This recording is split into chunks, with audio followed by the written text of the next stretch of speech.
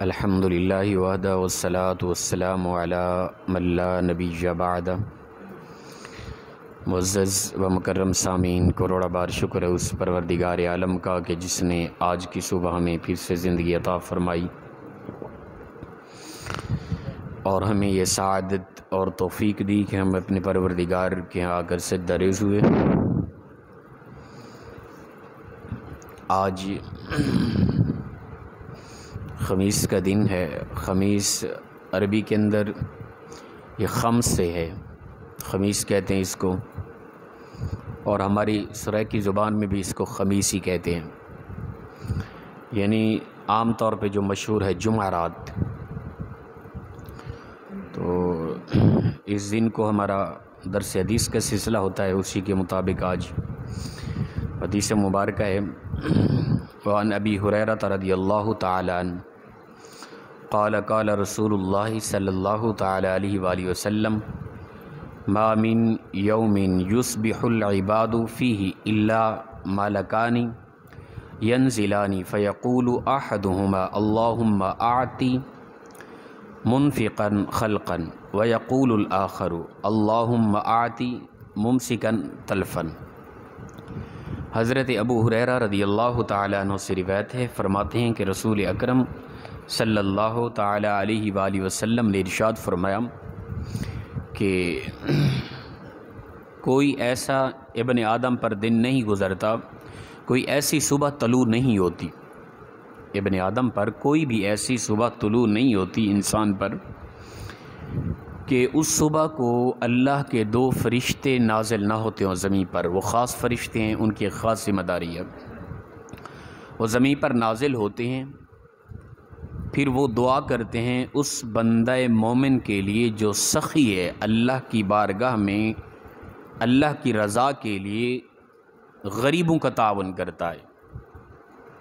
سخی کے لیے وہ دونوں فرشتے روزانہ صبح کو اترتے ہیں، اور وہ دونوں اترنے کے بعد دعا کرتے ہیں، وہ دونوں فیقول احدہما، وہ دونوں کیا کہتے ہیں؟ اللہم اعطی منفقا خلقا، اے پروردگار یہ تیرا بندہ جو خرچ کرتا ہے الہ العالمین، اس سے تو کئی گنا بڑھا کے اور زیادہ عطا فرما۔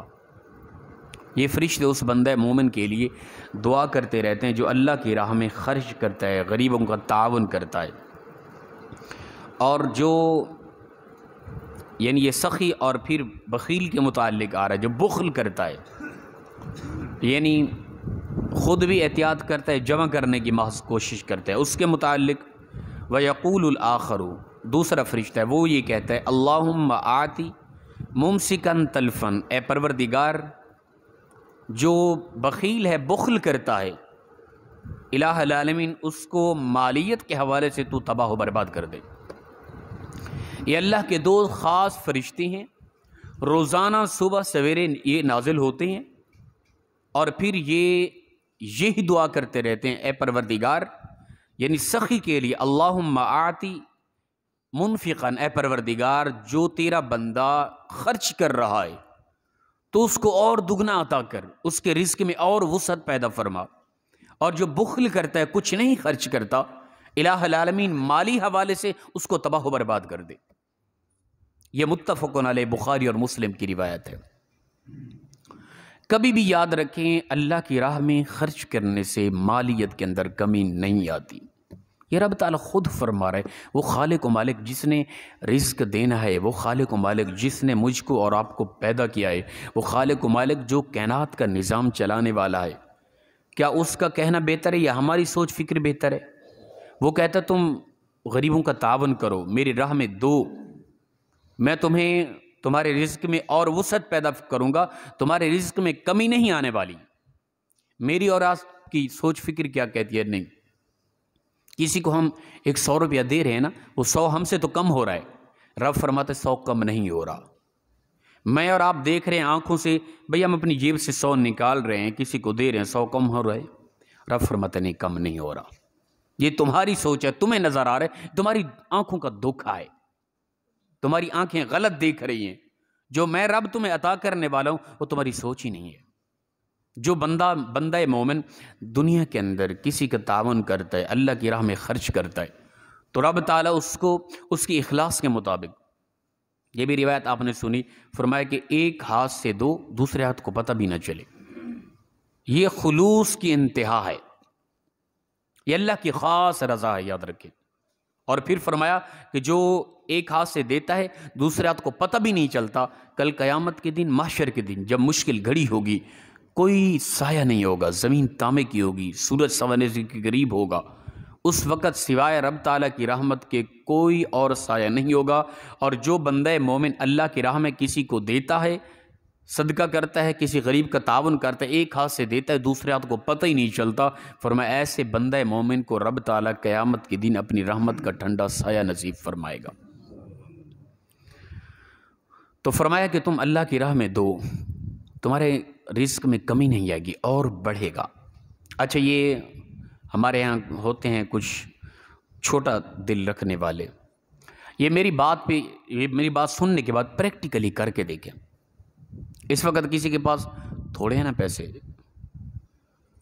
وہ غریب ہے اور ڈرتا ہے، یار میں اس میں اتنا خرچ کر دیا، کوئی مجھ سے بہت زیادہ غریب ہے، اگر میں نے اس کو دے دیا تو کیا بنے گا؟ وہ ایک مرتبہ دے دے اللہ کی رضا کے لیے اور آزمانے کے لیے، اگرچہ اس طرح کا کام آزمانے کے لیے نہیں ہوتا، میں کہتا ہوں پھر بھی وہ آزمانے کے لیے کر کے دیکھے، ٹھیک ہے نا؟ آزمانے کے لیے کر کے دیکھے، اللہ کی راہ میں کسی غریب کا تعاون کر کے دیکھے، پھر وہ انتظار کرے، ٹھیک ہے نا، آج ہی یا کل تک یا پرسوں تک، ایک دو دن کے اندر اس کو اللہ تعالیٰ دنیا کے اندر بھی اس سے کئی گنا زیادہ صلہ عطا فرمائے گا، اسے نظر آئے گا، اور قیامت کے دن جو اجر ملنا ہے نا وہ الگ ہے۔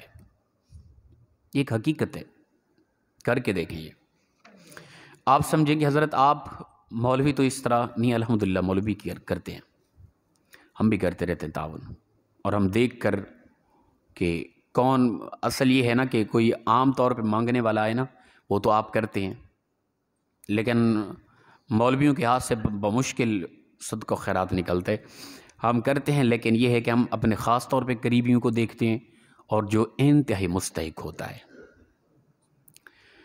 اللہ اکبر۔ اسی طرح حدیث مبارکہ ہے، وعن ابی ہریرہ رضی اللہ تعالی عنہ قال قال رسول اللہ صلی اللہ علیہ وسلم قال اللہ تعالی انفق یا ابن آدم انفق علیک۔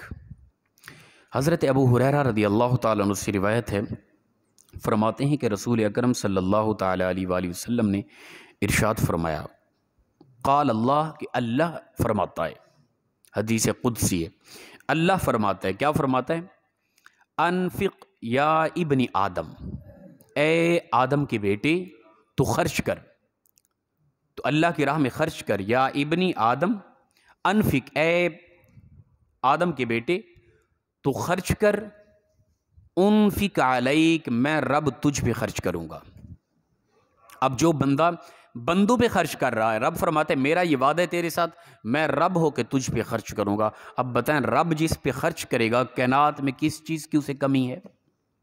یہ رب تعالیٰ وعدہ فرما رہا ہے باقاعدہ، اور اللہ تعالیٰ کا یہ اصول ہے، رب فرماتے ہیں میرے بندو، تم میرے بندوں سے پیار کرو، میں تم سے پیار کروں گا، تم میرے بندوں پر خرچ کرو، میں تم پر خرچ کروں گا، تم میرے بندوں کے عیبوں کو چھپاؤ، میں تمہارے عیب قیامت کے دن چھپا کے تمہاری بخشش فرما دوں گا، تم میرے بندوں پر شفقت کرو، رحم کرو، میں تم پر شفقت کروں گا، رحم کروں گا، تم میرے بندوں سے درگزر کرو، معاف کرو، چھوڑ دو، میں تمہیں درگزر کر کے، معاف کر کے، چھوڑ کے جنت عطا فرما دوں گا۔ اسلام کا مین نچوڑ یہی ہے کہ تم بندوں کے ساتھ پیار کرو۔ حضرت، یہ میں نے کئی مرتبہ یہ روایت بیان کی، حضرت موسیٰ علیہ السلام نے کوہ طور پہ عرض کیا، پروردگار یہ بتاؤ تو سب سے زیادہ کس بندے سے پیار کرتا ہے؟ رب تعالیٰ کی طرف سے آواز آئی، اے میرے پیارے پیغمبر موسیٰ، یاد رکھ جو میرا بندہ میرے بندوں سے پیار کرتا ہے نا، سب سے زیادہ میں اپنے اس بندے سے پیار کرتا ہوں۔ یہ اصول ہے اللہ تعالیٰ کا۔ بندوں سے پیار کا مطلب کئی طرح کا ہوتا ہے، زبان سے پیار ہے، اچھا لے جاؤ، میٹھی زبان ہو، سخت رویہ نہ ہو، گالی گلوچ نہ دے۔ اللہ کے نبی صلی اللہ علیہ وسلم سے پوچھا گیا ہے، یا رسول اللہ صلی اللہ علیہ وسلم، مفہوم حدیث ہے کہ بہترین ایمان کس کا ہے؟ فرمایا جس کی زبان اور ہاتھ سے دوسرا مسلمان محفوظ رہے۔ پھر پوچھا کہ یا رسول اللہ بہترین اسلام کس کا ہے؟ یہی فرمایا کہ جس کی زبان اور ہاتھ سے دوسرا مسلمان محفوظ رہے۔ اور روایت میں آتا ہے عرض کی یا رسول اللہ صلی اللہ علیہ وسلم بہترین مومن کون ہے؟ فرمایا کہ جس کی زبان اور ہاتھ سے دوسرا مسلمان محفوظ رہے، وہی بات۔ پھر عرض کی یا رسول اللہ صلی اللہ علیہ وسلم ایک اور روایت میں بہترین اسلام کس کا ہے؟ وہی فرمایا کہ جس کے ہاتھ اور زبان سے دوسرا مسلمان محفوظ رہے۔ بہترین ایمان بھی یہی ہے، بہترین اسلام بھی یہی ہے، بہترین مومن بھی یہی ہے، بہترین مسلمان بھی وہی ہے جس کی زبان اور ہاتھ سے دوسرا مسلمان محفوظ رہے۔ کسی پر ظلم و ستم نہ کریں، کسی کے ساتھ سخت رویے سے بات نہ کریں، ہر ایک کو پیار دیں، مسکراتے ہوئے پیش آئیں۔ قریبی ہمسایوں کی غربت کی طرف دیکھیں، کون غریب ہے، کون پریشان ہے، کون اداس ہے، کون بیمار ہے، کون تھکا رہا، کون کس حالت میں ہے۔ کہیں ایسا نہ ہو کہ ہم رات کو کئی کھانے کھا کے سو گئے، ہمارا قریبی اس قدر غریب تھا، اس کے پاس کچھ بھی نہ تھا، رب تعالیٰ نے اس کا رزق ڈائریکٹلی ہماری طرف اتارا، اور ہمیں ایک رب تعالیٰ نے ایک بہترین ماحول مہیا کیا کہ تم نیکی کرو، اس کا رزق تمہارے گھر میں اترا، تم اس کو دو، رب تعالیٰ تمہیں صلہ عطا کرے گا۔ لیکن میں اور آپ کئی قسم کی ڈشیں کھا کے سو گئے، ہمارا قریبی غربت کی وجہ سے اس نے اپنے بچے کی دوائی بھی نہ لے سکا، اس کے گھر میں کئی بیمار، تو یہ ہماری پکڑ ہونی، ہم سے پوچھا جائے گا۔ بہترین مومن، بلکہ یہاں تک روایت کے اندر آتا ہے گوشت پکاؤ تو شوربہ زیادہ بنا لو تاکہ تم قریبی اپنے غریب ہمسائے کے اندر گھر میں بھی کچھ سالن بھیج سکو۔ یہ اسلام ہے ہمارا۔ اسلام محبت کا درس دیتا ہے۔ میں کئی مرتبہ یہ بیان کر گیا روایت، رسول اللہ صلی اللہ علیہ وسلم کی زندگی کے آخری الفاظ کیا تھے؟ فرمایا اے میری امت کے لوگوں، اپنے غلاموں کے ساتھ حسن اخلاق کرنا ہے، اچھا رویہ رکھنا ہے۔ غلام، عرب معاشرے کے اندر غلام کی تو جانور کے برابر بھی حیثیت نہیں ہوتی تھی۔ غلام کی آنکھیں نکال دینا یہ مذاق میں ہوتا تھا، غلام کی گردن کو کاٹ دینا یہ عام سادہ سا ماحول تھا، غلام کے ناک کان کاٹ دینا، بازو کاٹ دینا ہنستے ہوئے مذاق ہو رہی ہوتی تھی۔ یہ حیثیت تھی غلام کی، اور اسلام کے اللہ کے نبی کے آخری الفاظ امت کو جو عطا ہوئے۔ اور میں کہتا ہوں کہ لاسٹ پہ جو بھی بات ہوتی ہے نا، وہ پوری گفتگو کا ایک نچوڑ ہوتا ہے، ٹھیک ہے نا، خلاصہ ہوتا ہے، خلاصہ کلام وہی ہوتا ہے۔ اللہ کے نبی صلی اللہ علیہ وسلم نے جو اسلام کا خلاصہ بتایا ہے، رسول اللہ صلی اللہ علیہ وسلم کی پوری زندگی کا اور پوری زندگی کی گفتگو کا خلاصہ کلام کیا تھا؟ فرمایا اپنے غلاموں کے ساتھ حسن سلوک کرنا ہے۔ یہ اسلام کا پورا نچوڑ تھا۔ جو غلام جس کی حیثیت عرب معاشرے میں یہ تھی کہ غلام خریدا، اس کے بازو باندھ دیے، اپنے بچوں کو تیر اندازی سکھاتے ہوئے غلام کی آنکھوں میں تیر چبوئے جا رہے ہیں، آنکھوں میں تیر لگا، غلام تڑپ رہا ہے، آگے بچے کو داد دی جا رہی، شاباش بچے تمہارا نشانہ صحیح لگا ہے، اور خوشی منائی جا رہی نشانہ لگنے کی وجہ سے۔ آگے سے جو انسان تڑپ رہا ہے اس کی طرف توجہ تک نہیں۔ یہ حیثیت تھی غلام کی، لیکن اللہ کے نبی نے فرمایا اپنے غلاموں کے ساتھ اچھا سلوک کرنا ہے، اور یہ اسلام کا نچوڑ تھا۔ اسلام نے دیکھا لاسٹ پہ کون سے ایسا انسان ہے جس کی کوئی اہمیت نہیں، وہ غلام تھا، اور اسی کے ساتھ حسن سلوک کے متعلق کہا گیا جو غلام کے ساتھ اس قدر اچھا رویہ رکھے گا وہ قریبی ہمسایوں کے ساتھ کتنا اچھا ہوگا۔ پھر جو اپنے غلام کے ساتھ بہترین سلوک رکھے گا وہ اپنے سگے بھائیوں بہن بھائیوں کے ساتھ کس قدر پیار محبت سے رہتا ہوگا۔ جو اپنے غلام کے ساتھ یہ رویہ رکھتا ہوگا وہ اپنے ماں باپ کی کیوں قدم نہیں چومے گا۔ پھر یہ اسلام کی ایک سوچ ہے، فکر ہے۔ اسلام نے انسان کی طبیعت کے حوالے سے دیکھ کر اسلام نے ایسا حکم دیا، ایسا حکم صادر کیا لاسٹ میں، اور یہ پورے اسلام کا نچوڑ ہے، یہ اسلام کا خلاصہ ہے، یاد رکھیں۔ اور رسول اللہ صلی اللہ علیہ وسلم کی ساری زندگی کی گفتگو کا اپنا خلاصہ کلام یہی ہے، حسن اخلاق، پیار دینا، غربت کو دور کرنا۔ فرمایا میرے بندوں پہ خرچ کرو، میں رب تم سے وعدہ کرتا ہوں میں تم پہ خرچ کروں گا، اور پھر دنیا میں بھی صلہ، آخرت میں بھی صلہ۔ اور خرچ کرنے والا بندہ یاد رکھیں یہ صدقہ کرنا، ہر ایک چیز جو کسی کو دے رہے ہیں تحفے کے طور پہ جس طرح وہ صدقہ ہی ہوتا ہے، صدقے کا معنی نیکی ہوتا ہے۔ تو فرمایا دنیا کے اندر بھی تمہیں، روایت میں مختلف روایات آتی ہیں، قرآن پاک کے اندر بھی 500 گنا بڑھا کے 700 گنا بڑھا کے وہ عطا کرے گا، دنیا میں بھی آخرت میں بھی صلہ ملے گا۔ اور صدقہ واحد ایک ایسی چیز ہے جو 700 گنا سے بھی بڑھ جاتا ہے جس قدر انسان کا خلوص ہو۔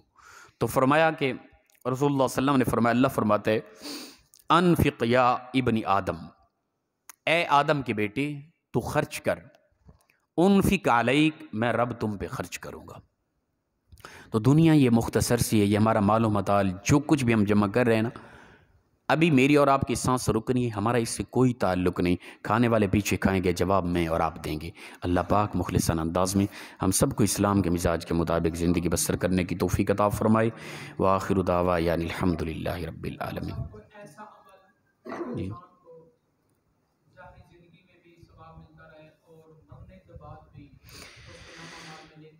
جی جی بخاری و مسلم کی روایت ہے، متفقن علیہ حدیث مبارک ہے۔ رسول اللہ صلی اللہ علیہ وسلم نے فرمایا جب انسان وفات پا جاتا ہے نا، اس کا اعمال کا سلسلہ رک جاتا ہے سوائے 3 اعمال کے۔ 3 چیزیں ایسی ہیں وہ کر کے گیا تو بعد میں مرنے کے بعد قبر میں میرے لگاتار اس کو ثواب پہنچتا رہتا ہے۔ وہ کیا چیز ہے؟ سب سے پہلے نیک اولاد، اسی لیے کہتے ہیں اولاد کی تربیت بہتر کرو۔ نیک اولاد ہے آپ کی بہتر تربیت کی وجہ سے اولاد اچھی ہے، 5 وقت نماز پڑھتی ہے، قرآن کی تلاوت کرتی ہے۔ یہ کچھ ضروری نہیں ہے کہ بس آپ سمجھیں، یا ہمارے ہاں مولوی طبقہ بھی بس اسی پہ دباؤ دیتے ہیں کہ وہ کہتے ہیں بس ہم جیسی اولاد ہوگی تب آپ کی بخشش ہونی ہے۔ ایسا بھی کوئی ضروری نہیں ہے، ٹھیک ہے نا؟ ہاں یہ کمال ہے کہ منبر و محراب کی وارث ہو آپ کی اولاد، یہ کمال ہے۔ اگر ایسا نہیں، آپ کی اولاد تجارت کرتی ہے لیکن تجارت کے اندر اسلامی قوانین کو سامنے رکھے، ہیرا پھیری نہ کرے، ملاوٹ نہ کرے، اچھی طبیعت ہو، اسلام کے مزاج کو سامنے رکھ کے زندگی گزارے، 5 وقت کی نمازی ہو۔ اللہ کے نبی صلی اللہ علیہ وسلم فرماتے ہیں وہ اولاد نیکی کر رہی ہے، اس اولاد کی بہتر تربیت کرنے کی وجہ سے لگاتار ان کی نیکیوں کا اجر و ثواب قبر میں بندہ مومن کو پہنچتا رہتا ہے۔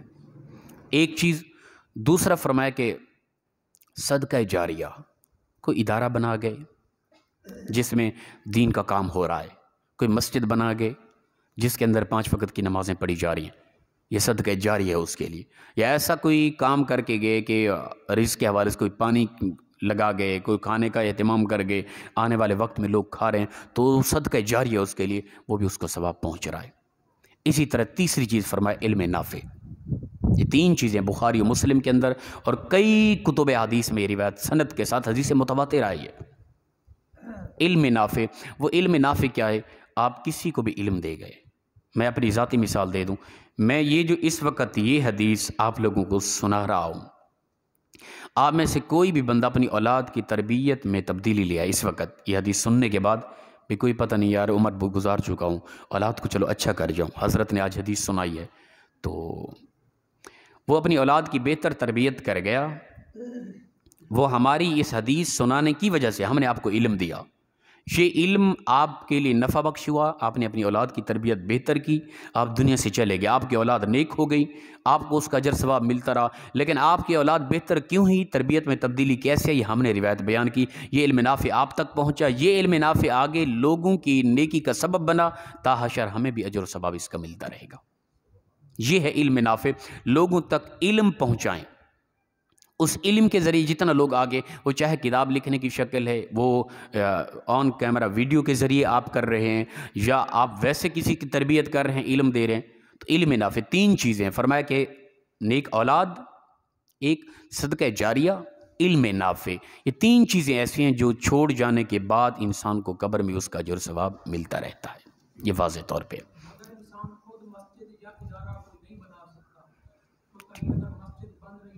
ہاں جی، اس میں تعاون کو بالکل بہت بڑی بات ہے جی، یہ وہ اسی زمرے میں آ رہا ہے نا۔ کچھ بھی آپ جتنا آپ کی استطاعت ہے اتنا آپ کر رہے ہیں تو آپ کو اس کے مطابق اجر ملے گا۔ آپ نہیں اتنی بڑے آدمی، اتنا دولت نہیں ہے آپ کے پاس، جتنا حد تک ہو سکتا ہے اتنا کریں۔ اور یہ تینوں کام ہم سے ممکن ہے۔ ہاں یہ ہے کہ اپنا صدقہ جاری کے حوالے سے ہم کچھ نہیں کر سکتے، کوئی انتہائی غریب ہے، اولاد کی تربیت تو اچھی کر سکتا ہے نا یار، وہ اس کے پاس جو بھی علم ہے وہ علم تو آگے پہنچا سکتا ہے نا۔ یہ آپ نے اس وقت 3 حدیثیں سن لی، یہ پہلی 2 حدیثیں ہم نے یہ مشکات سے یہ بیان کی ہیں، اب وہ بھی بخاری مسلم کی ہیں، اور یہ اس وقت یہ 3 یعنی بہترین اعمال کے حوالے سے یہ حدیثیں آپ کے ذہن میں آ گئی، آپ آگے لوگوں کو بتائیں۔ یہ بھی صدقہ جاریہ ہے۔ کوئی بھی بندہ، آپ 10 لوگوں کو آج جا کے یہ روایت مثال کے طور پہ ہم نے بیان کی، اللہ تعالیٰ فرماتا ہے انفق یا ابن آدم، اے ابن آدم تو صدقہ کر، خرچ کر، تو انفق علیک ہم پر لازم ہے کہ ہم تم پر خرچ کریں گے۔ یہ روایت آپ آگے کسی کو سنائیں، یا یہ حدیث مبارکہ سنائیں کہ رسول اللہ نے فرمایا کہ اعمال کا سلسلہ بند ہو جاتا ہے جب بندہ فوت ہو جاتا ہے سوائے 3 اعمال کے، نیک اولاد اور صدقہ جاریہ، اس طرح علم نافع، یہ جو کر کے گیا اس کو اجر ملتا رہتا ہے۔ آپ جس کو بھی سنا دیں، آپ نہیں ہیں علماء میں سے یا طلباء میں سے نہیں ہیں، عام لوگ ہیں، تجارت کرتے ہیں، کاروباری ہیں، جو بھی، آپ جا کے اپنے ہاں جو بھی آپ کے ساتھ ہوتے ہیں دن میں ان کو سنائیں۔ یہ کام ممکن ہے، اولاد کی بہتر تربیت، یہ کام ہم سے ممکن ہے۔ ہاں یہ نہیں کر سکتے، ہاں تھوڑا سے تھوڑا کر سکتے ہیں، کسی مسجد میں تعاون کر دیں، کسی ادارے میں تعاون کر دیں، ٹھیک ہے نا، کسی فلاحی کام کے لیے کچھ پیسہ لگا دیں، یہ بھی ممکن ہے۔ تینوں کام ہم سے ممکن ہیں، تو جتنا حد تک ہو سکتا ہے ہم اس کو کرتے رہیں تو رب تعالیٰ یقیناً قبول فرمائے گا، اور مرنے کے بعد بھی ہمیں اس کا اجر و ثواب پہنچتا رہے گا۔ اچھا، میں ایک چھوٹی سی ہماری پہلی صف میں بیٹھنے والے کچھ ساتھی میں گزارش کر دوں، پہلی صف میں جب آتے ہیں نا تو ایک جگہ حضرت کے لیے چھوڑ دیا کریں، مکبر کے لیے، تکبیر پڑھنے کے لیے، یہ مناسب رہے گا۔